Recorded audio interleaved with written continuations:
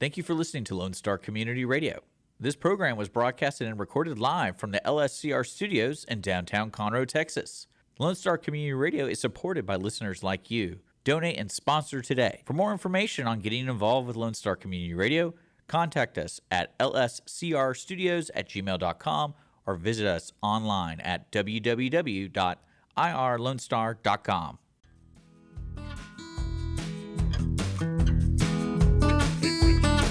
Another episode of Genuine Business Stories, where we have real front porch chats that inspire success, fuel ambition, and celebrate journeys that built the businesses we know and love.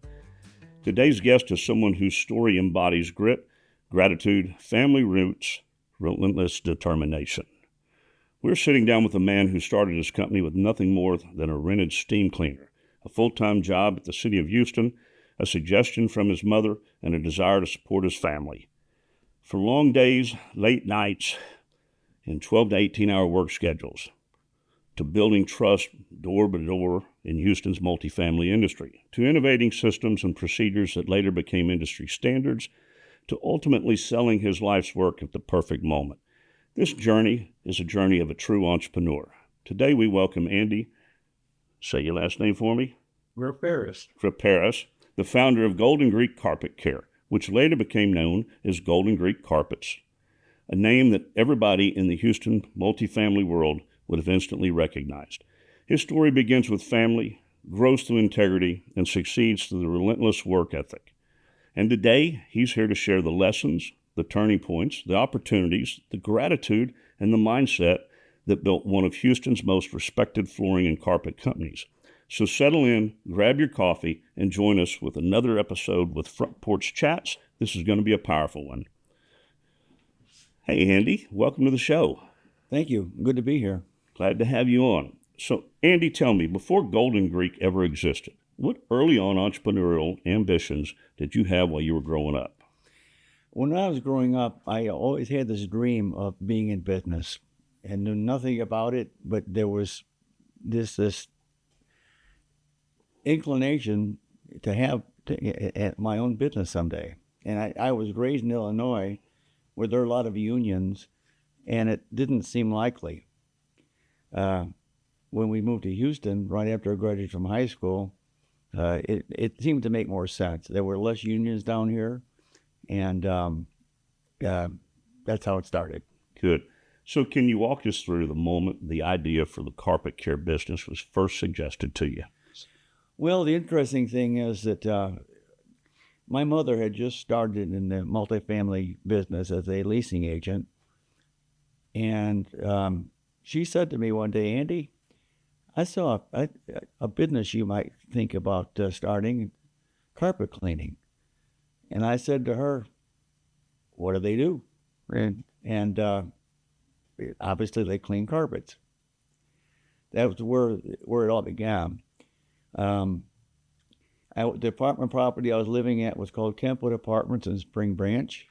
I was on a friendly basis with a manager named Mary Black, and I just happened to be in the office one day, and she was talking about how unhappy she was with the carpet cleaning service that she was using. Because of that little bug that my mother put in my ear, without even thinking about it, I said, Mary, would you let me try? And she seemed surprised, but she said, well, Andy, yeah, but you'll have to do a good job. To me, that's all I knew was how to do a good job, whatever I was doing. So how did the name Golden Greek come about? Well, and what does it represent to you and your family? Well, that's a good question. I was trying to think what to name this company, and I was at my my grandmother, we called her La Lorraine. I was at her house talking with her and my mother. Okay, I got to stop you. How did you come up with that name for your grandmother? There's usually a story there. I'm sorry? How did you come up with the name La Lorraine for your grandmother? Okay, because I'm half Greek, Yaya means grandmother. But we called my Greek grandmother Lala. So my non-Greek grandmother, we called her La Lorraine to differentiate them. So we were sitting around talking, and trying to think what to name my company. And suddenly the name came to me, Golden Greek Carpet Care. Now, I found out later there were all kinds of Golden Greek restaurants and Golden Greek wrestlers, and but I never heard that name before. That was actually my idea. And that's a good name. They liked it. People, when they realized that the reason that I named it that was because I was a very blonde-headed Greek, and people used to call me the blonde-headed Greek, and that's where I got that idea. And Well, good. So Mary gave you your first start. When you were starting out, though, did you follow a business plan, or were you just figuring things out as you went along? I did them as I thought. It came along. I did not have a plan. I had goals, but no plan. So tell us about that first job you did for Mary. Well, I learned how to clean carpets. There was a guy that lived in the apartment complex that I did that was already in the carpet cleaning, and he was from California. And what they call steam cleaning was a brand new concept because they were still using rotary type shampooers. He had the opportunity to clean carpets for her, but he wanted more than she was willing to pay. So I approached him about renting a machine from him, and he thought he was getting one over on me to rent his machine at $100 a month. You got to know this, that $100 a month in 1975 is like $600 a month now. But that didn't stop me. I rented that machine, and I rented it for 3 months at $100 a month. And I had a dream of owning my own carpet cleaning machine. And it was hard to find seam cleaners back then. They didn't have all these truck mounts and all the things that they've got now. They were all portables. And there was a company called Clark that later became Clark and Gravely. And I got me a Cadillac carpet cleaning machine. So I brought it home to show Mary. I was so excited. For that 3 months prior to that, I was using, obviously, the rental machine. I said, Mary, I want to show you my new carpet cleaning machine. She said, oh my gosh, Andy, can you take it back? I said, I don't think so. Why? She said, because I've lost my job here. I'm no longer the manager, and there's no way I can guarantee you the work. So the thought that flashed through my mind was I wasn't married. The worst thing that could happen was I would end up with a carpet cleaning machine that I may never use again. But on the flip side, there was no telling how it would end up.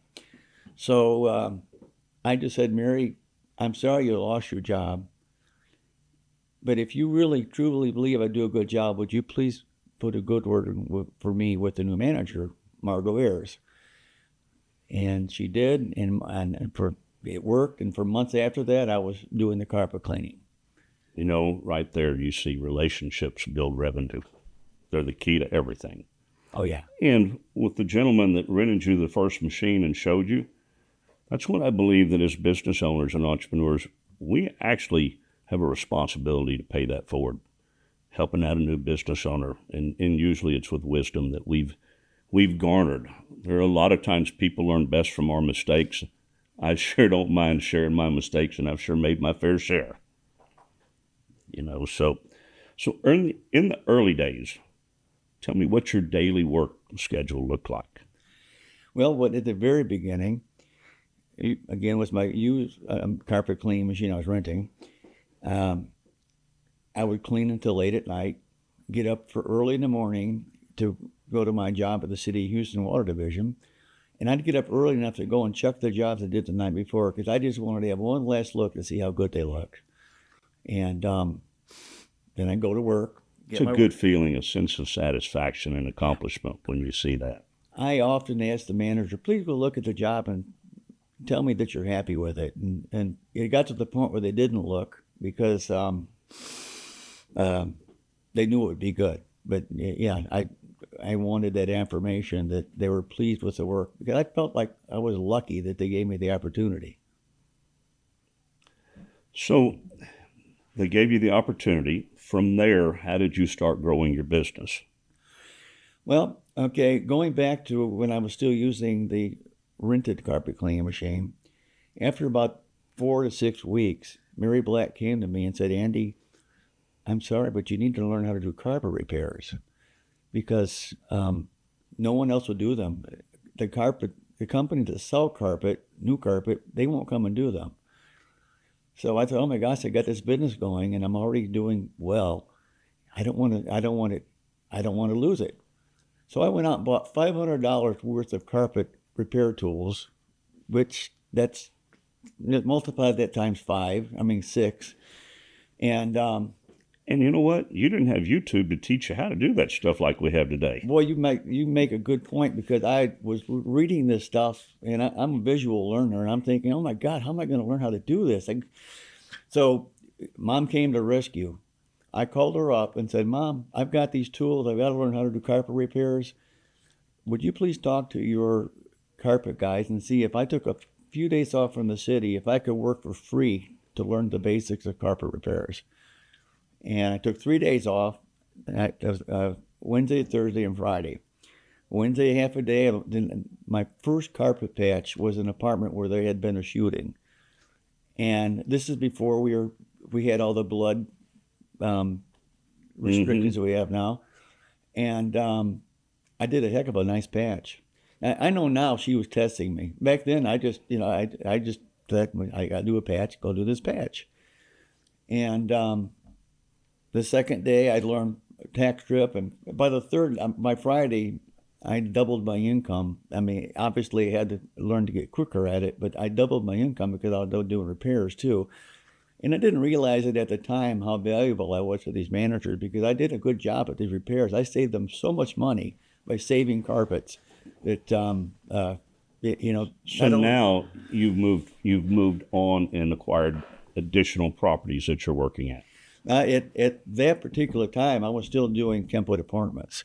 It wasn't until after Mary Black left that I started expanding. She moved to another property called Big Bend Apartments, so I continued to do Kempwood Apartments, and I began to do Big Bend Apartments, and so many things happened through Big Bend Apartments. It's just amazing. It's serendipity at its best.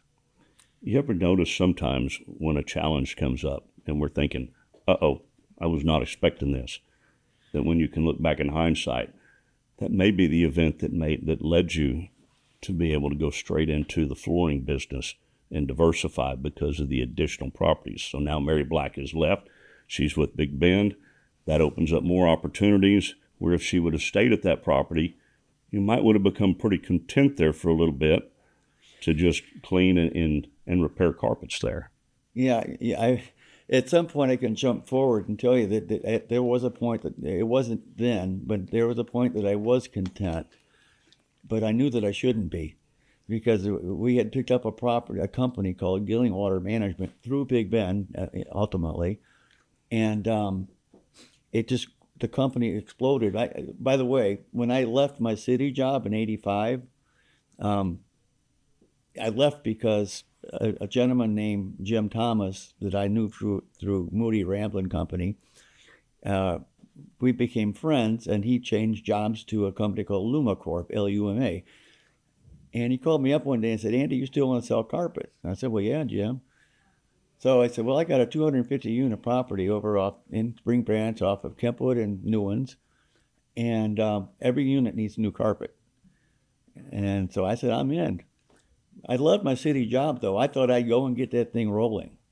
You get that new construction job, that rehab going, and but I couldn't leave because once I started that, it exploded. And Lumacorp picked another property up off of Gessner and Westheimer, and then through that, I picked up a company called Levering and Reed with huge, probably over 2,000 units worth of apartments that we were doing the relays on. And there was no way I could go back to my city job. So, Andy, we're going to back up a little bit. So at what point did you start becoming profitable? I was profitable immediately because I had a full-time job at the city. And every penny that I made, I put back in the company. Going back when I first got my first carpet cleaning machine, I went and borrowed $2,500, and I paid it off in 90 days because every penny that I made, I put back in the carpet cleaning business, in the carpet repair business, and consequently, once I got that paid off in 90 days, the thought was in my mind that I don't want to lose my customers. If my machine breaks down and needs to be repaired, I may lose this account because I'll have to bring someone else in and they'll get a foot in the door. So I went out and bought got another $2,500 loan, paid it off in 90 days, and just had that machine sitting there just in case. But it wasn't a backup machine in case your first one breaks down. Yes, but it didn't sit there long because I started picking up other properties, and before you knew it, I had them both running. So you, at that point, must have hired somebody to run the second machine. I did, and for a while I was still working with the city and working off a pager. We didn't have cell phones, and all we had was pagers that would do phone numbers. And I was running this business from payphones all over the city of Houston while I'm working for the water division, answering questions and telling them what to do. So did you hire a family member to run the second machine, or? Eventually, yes. At first, it was a guy that I knew that lived on my property called Greg Bogart, and he was running, and he had a truck and all that. But once I left the city and I could drive around a little bit more, of all things, my sister wanted to work for me, and I didn't think it was a ladylike job, and she accused me of being a male chauvinist. So I said, okay, you can do it. And she ended up doing a pretty good job. And later on, I hired both my brothers. I had my mother working for me. At some point, I had every member of the family working for me. But it went well. But it is hard having family work for you at the same time. So at this point, when you're having family work for you, have you transitioned to Golden Greek Carpets, or are you still your cleaning business? That was still the cleaning business. Sometime after I'd left the city, because they were working for me before I left the city. My brothers and my sister, we would work on nights and weekends. And sometime after I left the city, after Jim Thomas gave me that opportunity at a property on Gessner, I knew I had to change the name to where it really talked more about carpets and carpet cleaning. You couldn't sell carpets in floor covering with calling Golden Greek Carpet Care. So, a friend of mine named Paula Gabriel, a wonderful woman, she's an attorney, and she had just gotten her license, and she helped me incorporate. She did it right. And so we became Golden Greek Carpets, Inc. And back then, there wasn't as much hard surface. It was mostly carpet. Well, that also meant that you had more turnover for that was the good thing. Too. I kind of liked it. Even though there was things I didn't like they used to put carpet around the toilets. And then they also put it in the vanities. So it's unsanitary in the bathrooms and the vanities because of makeup and all that. It would ruin the carpet. And I thought, these areas shouldn't be carpeted. And really the dining room shouldn't either. And, down to eventually they didn't. Yeah. So tell us, at the point that you transitioned into carpet care, also selling carpet, how many properties did you have when you made that decision to start with your cleaning business? Okay, when I left the cleaning and going into installations? Yeah, so you started building, you had your cleaning business. By this point, that's really taken off for you. Yeah, after Big Bend, I actually wanted to sell carpets. I saw carpet installations, and I thought that's what I wanted to do. Again, I didn't have a plan, I just had a dream. And I started selling carpet to Mary Black at Big Bend, and I didn't make it. I had to pay a distributor, and I could basically sell the carpet at the same price I was buying it for. And the only thing I made the money in the installation, but I just felt that was the price I had to pay to become recognized as the provider for carpet installations. And and I did a few properties here, a few properties there, but again, when it exploded, it was when Jim Thomas called me up. So were you doing the installations yourself, or is this something where you had this piece and you were subbing this piece out and then putting your margins on top of the subs?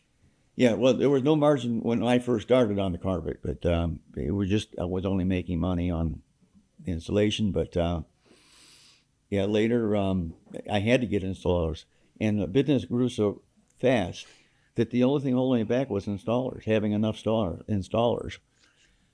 And I remember it was hard for me to attract installers because they wanted the most important thing to a carpet installer was to feel secure that they had steady work. Yeah. And they didn't want to leave a job with an established company for a startup company where they couldn't be too sure.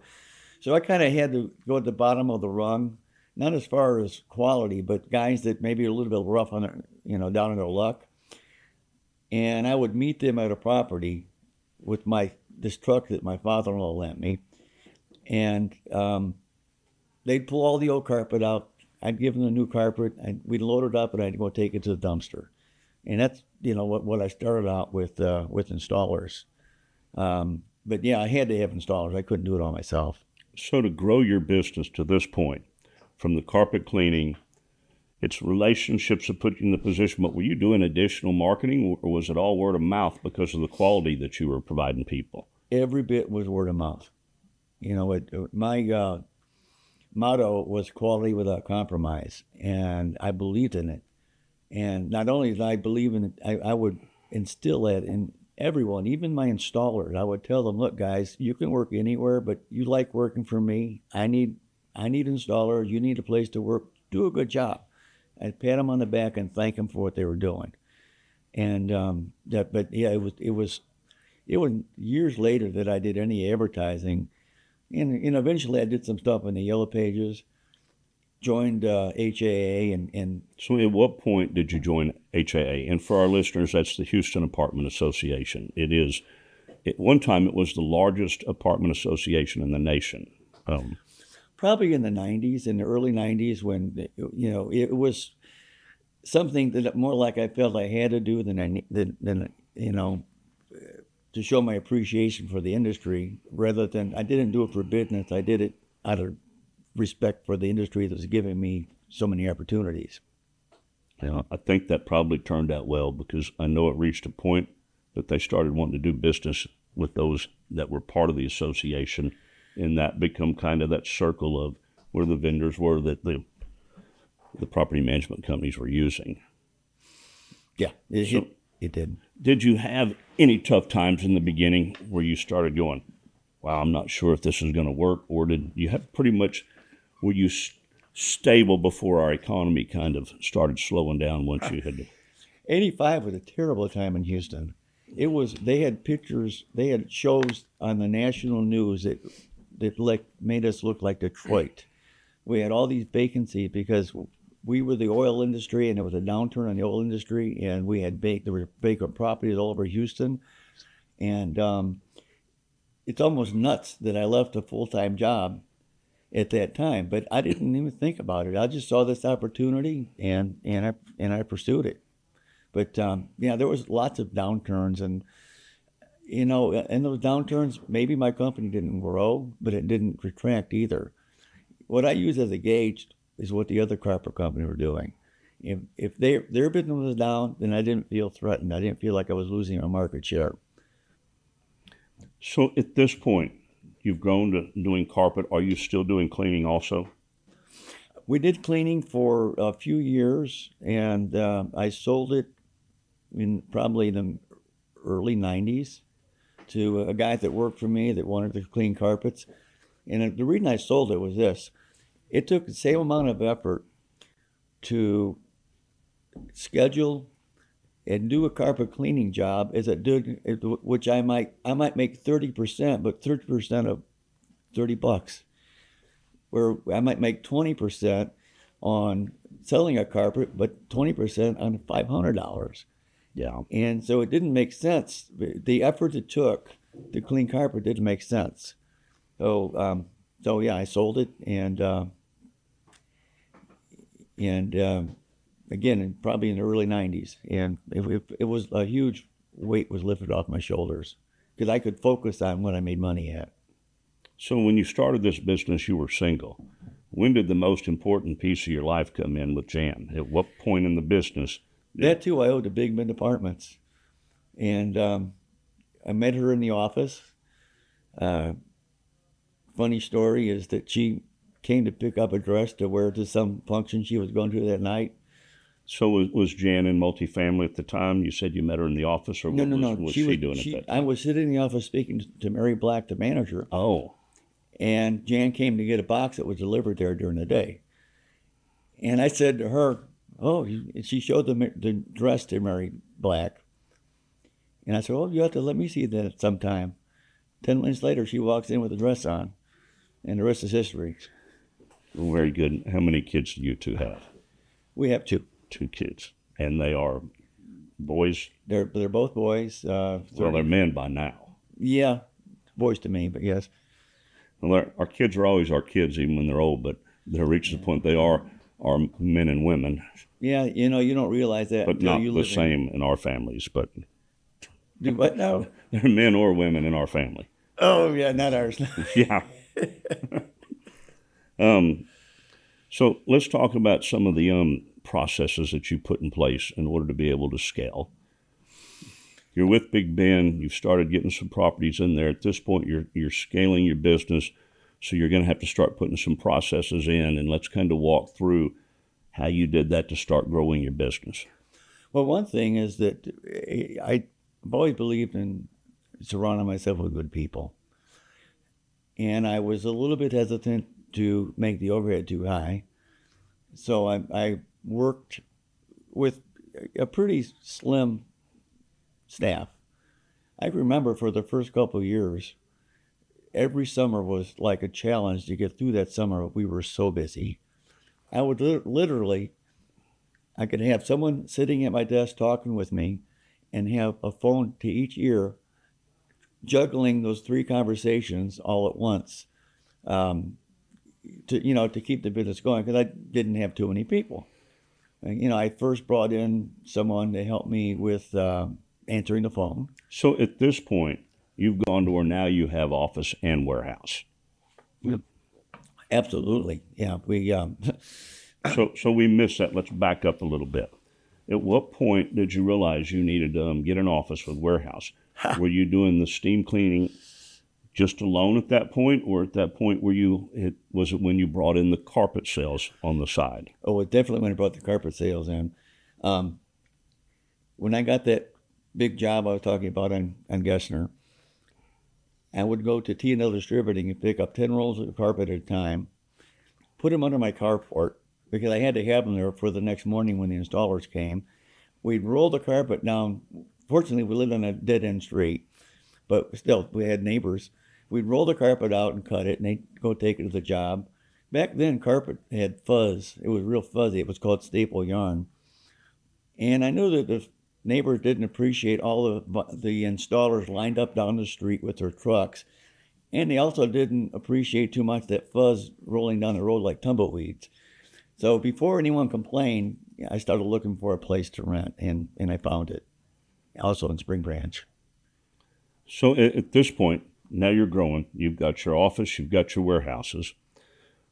What are some of the first things you knew you need to put in place? Were you still running the warehouse too while you were selling? Or Yes. Did you have somebody out in the warehouse? And Yeah, when you say selling, it's amazing. I didn't have to do much selling. I did every now and then I'd go and sell, but all this stuff just kept coming in. I was more busy keeping up with the work. And I ran the installers. I was there when they were cutting. I scheduled the work. I scheduled the work for a long time, and because I want to have certain installers at certain properties, and it was way down the road before I actually let someone start scheduling the work. But yeah, we did it. so you're scheduling. What was your processes then? Did you have installers that showed up every morning, and then you assigned jobs to them? And how did you kind of decide which installers you wanted to send where? Well, for one thing, you learn pretty quick who the better ones were. They were all good, but some were better than others. And then people like consistency. So if I had an installer that a certain property was used to, I'd try my darn best to send that same installer to that property. And the bigger our company got, the more jobs we had, the harder that became. But also, if we had a new company, brand new customer, then we would try our best to get there. I would try my best to put my very best guy on that to make a good impression on them. So as you start hiring, you said that you started hiring family. That can be challenging at times. So how did you balance, Andy, with getting the most out of your family members? As an entrepreneur, it's obvious with the way you were growing, it was exciting and you wanted to continue to grow. How was that balance to make sure your family kept motivated, but you didn't have to be too hard on them if they started slacking a little bit? That would be a lot more challenging than employees that were not family to do. Yeah, to the most part, my family, they were all good workers. I didn't have a problem with that. The problem is that when you have family and you have other employees, your family thinks that you're not treating them as well as everyone else, and everyone else thinks you're treating your family better. And that was a real headache. Yeah.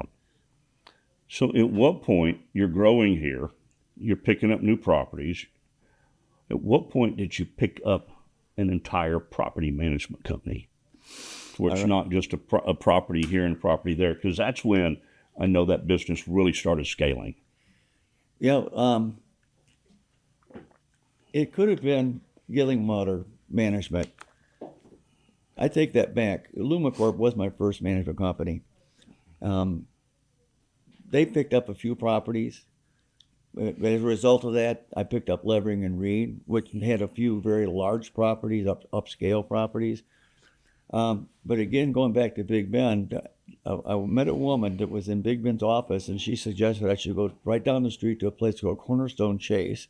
There was a new management company called Gilling Water Management, and that she thought that, it might be to my best interest to go there. So I went there and got to know the guy that was the president of Houston. His name was Bob Evanecki. And that company exploded.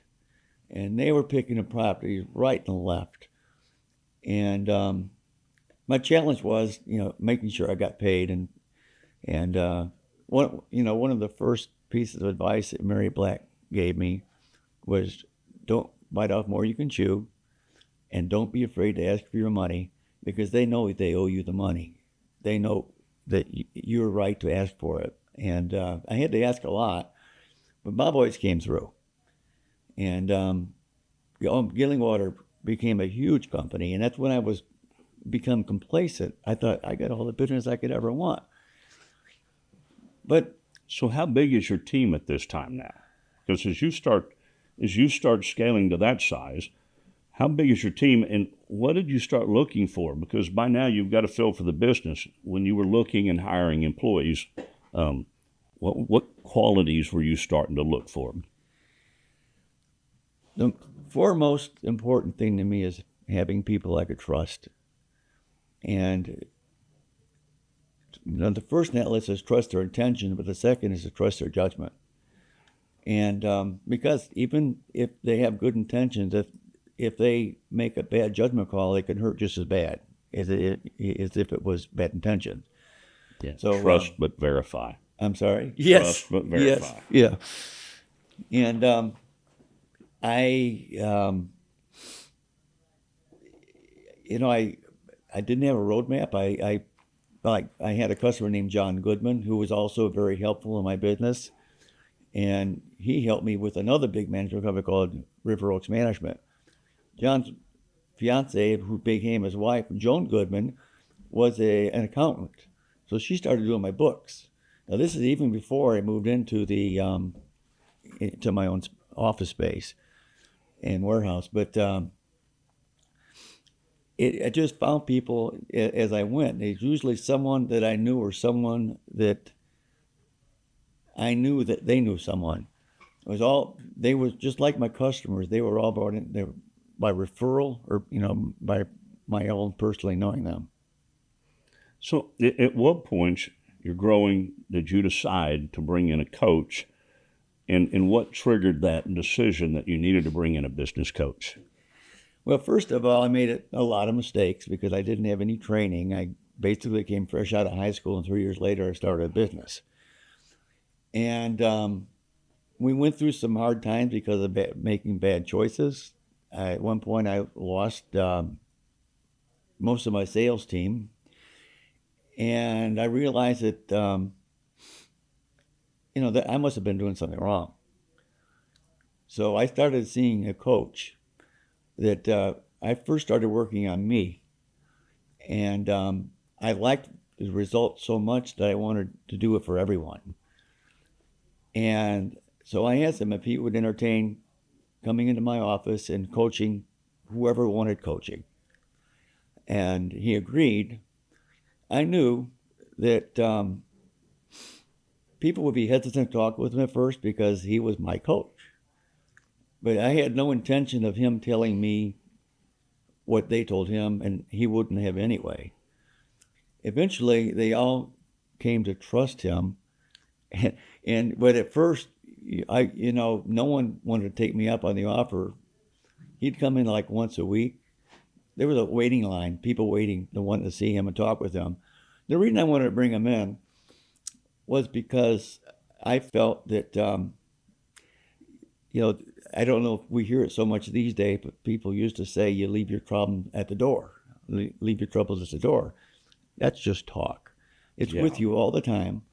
And I felt that if I could help them unload some of the baggage they're carrying around, not only would help them in their personal lives, but it would also help them be better team members. Absolutely brilliant approach. So what are some of the leadership lessons that you learned from him? Well, one of them is that I had ADD, which I guess is not uncommon with entrepreneurs. Yeah. But what I really learned is how important people are. And I don't think I ever saw people as disposable. But I just realized it was a tough experience losing, my salespeople like that. And actually, we lost 2/3 of our company's net worth within a 2-year period. And so I was committed to keep the business going. I will tell you that I came home during that time and would look at my kid's face and think, oh my gosh, I got to make this work. What am I going to do for my kids? And so I was ripe for change. How we treat our staff. I watched a documentary once on Lincoln Electric. And they showed that even through the Great Depression, and when I saw this documentary, it was in the late 90s, I believe, maybe early 2000s. And they always made their employees feel like they had ownership. In fact, the bonuses that those employees got for profit sharing, most of the time were larger than their salaries. So there was incentive for these employees to perform. And in that documentary, what they discussed was even going through the Great Depression, that company was profitable going through there. Too many business owners don't realize just how important their employees are. And everybody likes money, but a lot of times people want recognition, want to feel appreciated. But as you and I were talking before the show, it is also learning your team, learning what drives each individual. One might be money, one might be words of affirmation. Another one, it might be, give me a couple more days off if I've done something really well and earned it. And, our employees will either make or break our businesses. And I think a lot of times business owners believe I'm the end all be all. And people forget the cost to training an employee that you put in to get that employee to where they are profitable for your business. So you better take care of them, or you're going to be repeating that process quite often trying to train somebody. Is that something your business coach helped you with and helped the team with? Yeah, I mean, you're seeing the choir because I, totally believe in the idea what it costs to train someone new. And I've never had this attitude that, people are a dime a dozen, and a lot of people in business that I came across had that attitude. But it takes so much to train someone. And let's say if that person is going through some personal troubles and you got a good employee, but for some reason they stumbled a little bit, it's to their advantage and yours to work with them to get them back on their feet again, because they are a good employee. That whatever they're suffering through at that moment is temporary. A company's real value is in the people that show up every day for it. And it's important for us as business leaders to remember, if it's important to our teams, it needs to be important to us too, especially for our profitability and bottom line. Oh, well, you're so right. And yes, I believe that what was important to my people was important to me. And everyone they're a little bit different. And I've never believed in one size fits all. I tried to become aware of what was important to them. And you can't do everything, but you can try. Something else that we did was, because I wanted everyone to be invested in the company. So I wanted them to know how the company was doing. So we got these little signs, the electronic signs that could be adjusted. And there was one in the office and one in the warehouse, and it would show how many jobs we had done so far that month. Because we had goals to meet as far as number of jobs we did. And I would have a silver dollar. And I would go up and say, I would not be standing where they could look over my shoulder and see the sign and say, how many jobs have we done so far today? And they might say, 400 jobs so much, so far this month. I give them their silver dollar. And they all learn to stay on top of it. And if we hit our goal, everyone got a bonus of some sort. Everyone throughout the company. From the guy sweeping the floors to my right-hand person, who was, at that time became Kim Wilbanks. But that leads into what I wanted to talk about. So at what point did you bring Kim in? And I know Kim is a very special person, and she meant a lot to your business. She meant more to my business than I ever realized until later. But I realized she did a lot for us. I met her through Mike Martin, and I actually knew Kim. And Mike Martin was? Martin was the coach I brought in. I'm sorry. Yeah. And I asked him, Mike, what do you think about Kim? Filling this position for me. And he had to give it a little bit of thought, and he thought it was a good idea, but I want to say it was a great idea. Yeah. And she was someone I could trust. I could trust not just the keys to the car, but the keys to the kingdom. And she did everything. But, she helped make our company more like a company. She helped us get everyone insured with a good insurance policy. And, it set vacation days and days off and personal days and things that I never would have dreamed I could afford, that she helped bring all that to fruition. So who was your first sales hire that really started helping you grow your business, that found success throughout the industry? Okay, at Woodlake in the Bayou, which was at one of those Levering and Reed properties, the assistant manager's husband was named Reed Phipps. And Reed Phipps was working for a competitor, but he was not happy there. So I brought Reed in. Reed had ADD on steroids, but he was a good salesman, and he would not give up. People would buy from him just to get him out of their office, because he would keep coming back. No matter what they said, he coming back. So he really helped me build, put me on the map, I guess you should say. So then let's go in. When I met you, you had Trish, you had Abel, you had John, and I believe you had a salesperson named Lauren. Is that correct? Yeah, but I also had someone really important to me named Greg Corner. Okay. And Greg Corner had come from... I remember Greg. He came from a big company, the nationwide company that Tile... A big company that was national, Color Tile. Color Tile. And they went bankrupt. And he came in, and without me even realizing it, so much is more obvious to us when we look back. He helped build my team, and we started doing work out of state. We did work in Mississippi, and another one right out in that area, Georgia or something. And there was a big hurricane, and so we completely recarpeted these two big, huge apartment complexes, and he cross-trained everyone where they could do commercial work as well as residential, and of course apartments. We considered apartment more residential than we did commercial. So there reached a point, obviously, that you expanded from just doing multifamily where you started to where I'm guessing you were doing the commercial side with office buildings and things like that. Is that correct? Yeah, we started doing commercial building. I did a little bit prior to that. Another funny story is that before I got that big apartment complex I was telling you about, the one in Gessner, a friend of mine named John Ellis, that he was in charge of several commercial buildings. There was one on 2990 Richmond that needed new carpet in the hallways. And it was 1,000 yards of carpet, which is 5 rolls, but I thought that was all the carpet in the world. I was so excited, I went and bought a cigar and was driving around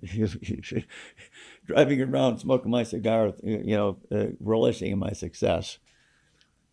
But that was my first commercial job. And did you ever do single dwelling homes also? We did. Most of them were by referral that I either knew through the apartment industry or, somehow some other way that they became aware that we did carpet, and yeah. But we didn't ever advertise other than in the Yellow Pages. So your sales team that you brought in, did you have somebody that specifically did mostly commercial because that was their expertise? And I know your team that did multifamily, early on that we'd seen. We've talked about some of those names. And then, but for the single dwelling homes, I'm guessing at that point your salespeople were just kind of crossing into that as it was needed, and it wasn't a dedicated salesperson just to go out to sell the homes.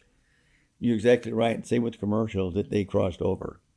I saw some opportunity with the commercial work, but apartments was our bread and butter. So we just looked at the commercial and the residential work as gravy, but the bread and butter is what kept us going. You figure out what you do well. You serve people well, and they'll carry your name farther than any marketing campaign you can find. So yes, that as we go to the names that we listed, when I met you, your company was very active in the Houston Apartment Association. How did you find that benefited you? And did you do sponsorships, or how did you work your relationships within the Houston Apartment Associations? Well, to begin with, I knew most of these people because I've been doing work for so long. A name that will mean something to some people, but maybe others may not recognize it, was Eileen Sabinski and Gerald Ducote.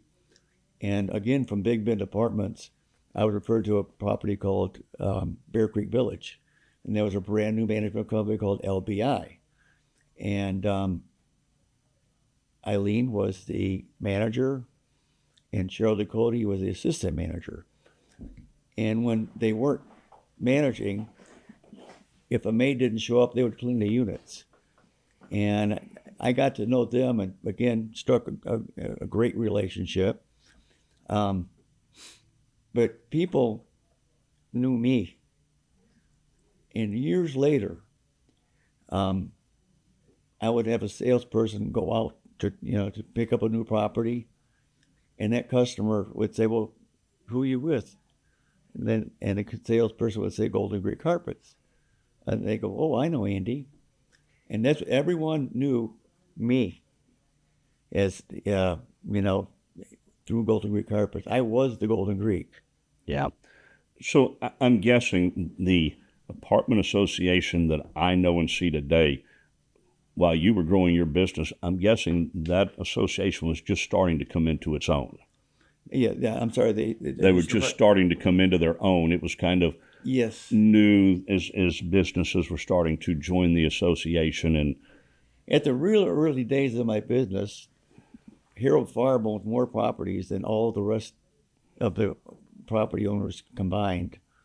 And he didn't feel a need for the Houston Apartment Association, but it did grow in importance. And, for instance, Eileen Sabensky became the president of the Houston Apartment Association at some point, and several other people I did work with also. But yes, it became extremely important. So I'm so glad that I recognized the importance of being a member there, although it was mostly out of gratitude. yeah. So, Andy, what ultimately led to your decision to sell? It was, first of all, it was a tough call. No. I foresaw hard surfaces, the apartments were going to be moving into hard surfaces. And that hard surfaces need to replace less than the carpets do, obviously. And even with the number of competitors I had then, it would really been a small pie to split. So that was always rolling around in the back of my mind. But I was approached by a venture capitalist group by a friend, Kerry Jackson. We were actually part of a group called American Flooring Alliance. And their whole intention was to one day roll everything up and sell it. My intentions were just to learn all I could, because we were all from different geographical areas. We could not be in the same geographical area. And there was things that we could learn from each other. And, we learned a lot. So they were somewhat of a holdings company then, where they would buy companies, Yeah. hold for a time, and then sell the company. Yeah, and I guess you call it serendipity. Again, I felt sooner or later that there'd be less carpet to be replaced. Never could have dreamed that Houston would have the explosion in growth that we've had. But I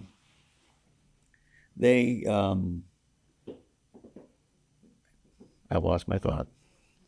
Hey, so at this point, after you sold it, I'm guessing, was it a time of was it a long time of negotiations, or did the deal kind of come together quick? Come again? When you started, Kerry Jackson approaches you. Yes. Was it a long period of time that transpired before a deal was struck? It seemed like a very long time. I don't know if it was really a year, but it felt like it. And the interesting thing, everyone was thinking I was the luckiest guy in the world, because we closed on the sale of my business in July 31st, 2008. You know what happened in October? Yeah.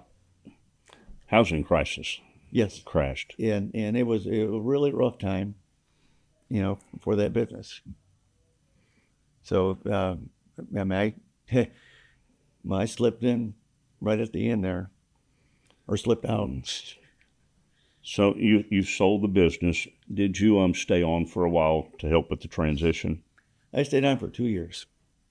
I had a 3-year contract, but I stayed on for 2 years. 2 years. And if my memory's right, during that 2 years, we had a hurricane hit, didn't we? We did, and we just blew it off the chart. Because of 2008, and Houston's economy was a little bit better anyway than the rest of the nation during that time. I was told by the venture capitalist group managing partner, Jeff Bland, that Andy, Houston's the engine pulling the rest of the whole rest of the train. If it weren't for you guys, we don't know what we do. And then the hurricane helped all that much more. But I don't think it was just a hurricane. We were a well-run company, and we've been through lots of hurricanes before. And one thing that is when you have a hurricane, you do a lot of work, and then it's going a little bit slower afterwards, but not that slow, but it's going to be a little slower. But Yeah, the hurricane did help our numbers though. We added a couple $100,000 to our sales for that one particular month after the hurricane. Well, you still had to be in a position with the relationships to earn that business quickly, to move with that hurricane for that growth. So Yeah, there was a lot of years of dues paid for that hurricane. As much as you hate the tragedy that it causes and the loss to business, you were still had put yourself in that position to reap the rewards of all the replacement of the carpets and new flooring that went into that. yeah. So, looking back now, how do you define success? Any different from the beginning? Well, probably. I think some of it, no. Some of it's not different. It's working hard, not being afraid to take risk, but not taking stupid risk. But you got there's always going to be risk involved. Just being committed. I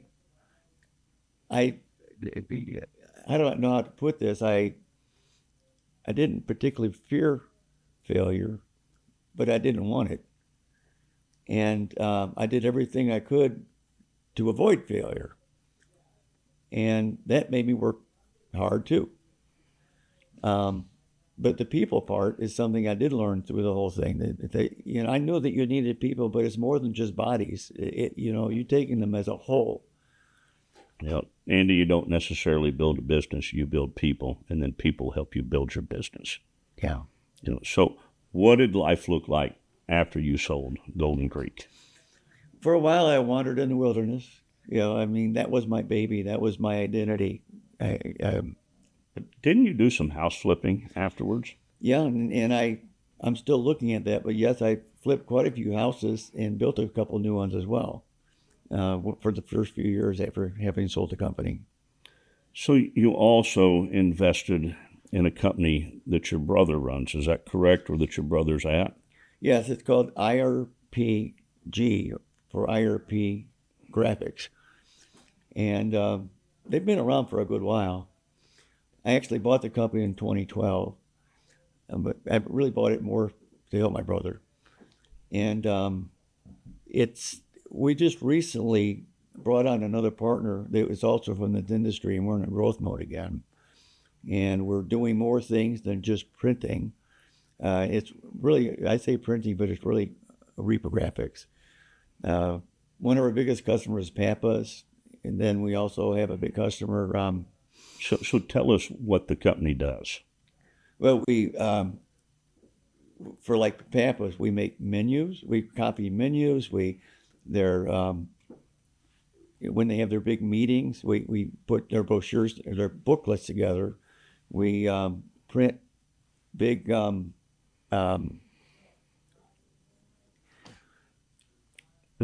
So do you do the laminated menus that we see them use, or We'll do laminated ones. Yeah, however they want them. We'll do laminated ones. Or most of them are laminated. Do you do banners and things for the businesses, or? Yes, that's where I was going for, banners. We do the banners, and you'll see these, big posters on the wall that showing the different products that they have, different foods and so forth, and we do that. That's what this new guy Gio brought in is the equipment to do that with. So give the company your brother's at, that you're a partner in, a shout out, and tell people how they can get in touch with that company if they need graphic words. It's called IRP Graphics. They can the website www.irpgraphics.com. They're at 3925 Tacoma Street, and they're there, man. They're there to serve. Do you have a phone number handy? I do.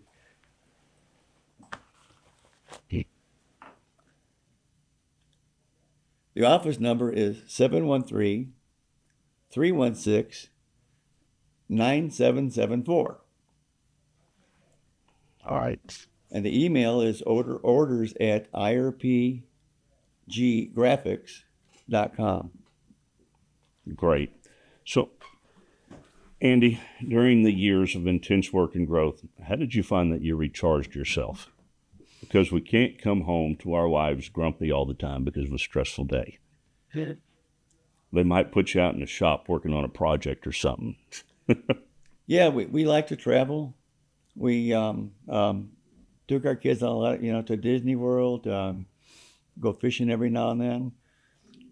But really, my biggest thing was work. That's all I knew my whole life was work, work, work. So outside of business, who or what inspires you the most?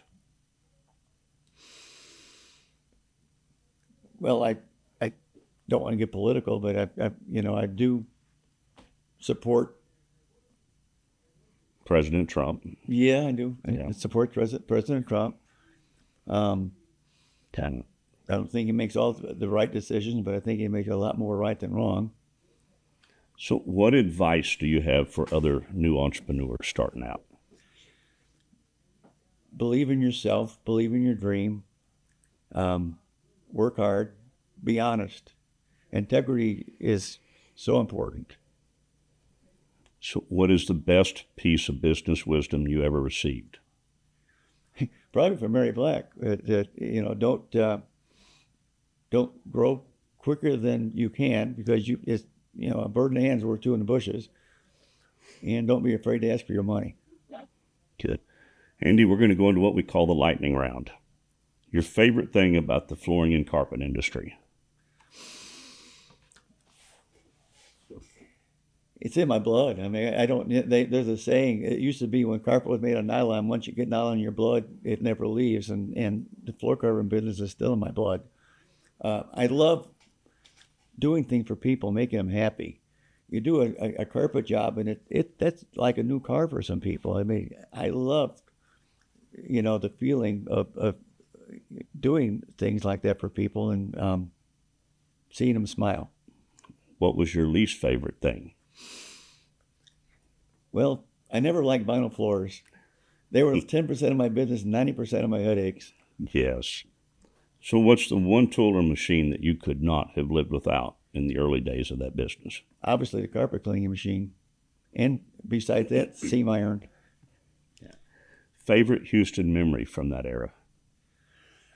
Houston was such a nice little town then. I didn't think so at the time, but oh gosh, things were different then. They didn't have fences all around apartment complexes, and it was just a nice town. Good deal. One word that best describes your younger self as a business owner? Determined. We're going to go into a segment that I've added to our show called the Business Insurance Spotlight. Before we wrap up today's episode, we're going to take a moment to highlight the types of business insurances that would be typically used to protect a business like Andy's. Number one would be general liability insurance. It protects against slip and fall injuries, property damage, and liabilities that can arise while working inside apartment units or common areas. Number two is commercial property insurance. It covers your equipment and your tools at your offices, your inventory, your workspace. Number three, workers' compensation. When you have employees, that is what protects you if that employee gets hurt on your job. You can need commercial auto insurance. It'll cover your vehicles used while transporting your business and what you're going to do to work there. Inland marine, tools and equipment. That protection is for any equipment that's on your commercial vehicles while you're transporting. Something happens to the equipment. And excess liability.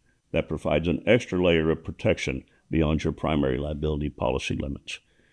Every flooring or service-based business has unique risks, so coverages needs, they can vary. Insurance disclaimer. This information is general in nature. Always consult a licensed commercial insurance agent to review your operations, assess your company's risk, and determine the right coverages for your specific business. Andy, I want to thank you for joining us today and for sharing a very genuine, humbling, and powerful journey. Your story is a reminder that success is built one relationship at a time, one opportunity at a time, and one act of integrity at a time. The golden Greek name clearly meant something special. And after hearing your story, It's easy to see why it has left such a lasting mark on the people you served and the teams you built. We appreciate you for being part of the Genuine Business Stories family. And to our listeners, thank you for tuning in to another episode of Genuine Business Stories. If you're enjoying the show, we'd love to have you consider being a sponsor, making a donation back to Lone Star Community Radio, or simply sharing this episode with a friend, neighbor, or fellow entrepreneur. This show is only possible because of Lone Star Community Radio, and we thank them. And hey, if you know a small business owner with a story worth sharing, have them reach out to us. They just might be our next guest. Until next time, keep showing up, keep building, and keep it genuine. Thank you.